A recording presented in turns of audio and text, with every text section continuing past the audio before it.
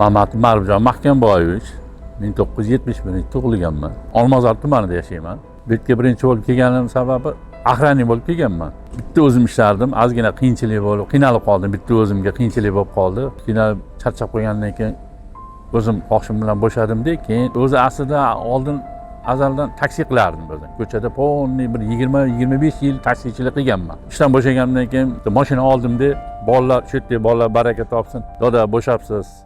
Nima qilasiz ko'chada taksi qilib, bizda mana bitta dastavkada yuring dedi. Bo'pti dedim. Mana hozir mana shu 1 yildan oshdi, mana 1 yildan oshgandan beri shu yerda dastavkada ishlab yuribman. Faqat dastavkada yurasiz. Faqat dastavka. O'rtamiz olib boramiz, klientga olib borib tashlab qaytib kelamiz, chiqilib. Iloji boricha klientning roziligini olamiz. Mabodo bitta o'zimga og'irlik qilsam, o'zim uy egasi bolalari bo'ladi, kimdir bo'ladi. Ko'tarishib olib borishib beraman, olib chiqishib beraman. Lift bo'lsa 8, 9, 10 etajlargacha o'zlari olib chiqib qo'yadi. Yo'qsa men olib chiqib beraman. Agar lift bo'lmasa 1, 2 eski oldingi 4-etajli domlar bo'lsa, 1-2 etajga iloji boricha ko'tarishib olib chiqishib beraman. Iloji uning ichigacha olib chiqishib beraman. Orzuim hammada ham orzu bo'ladi. Orzuim qiyinchilik bo'ldi-yu, baribir bitta o'g'lim bor.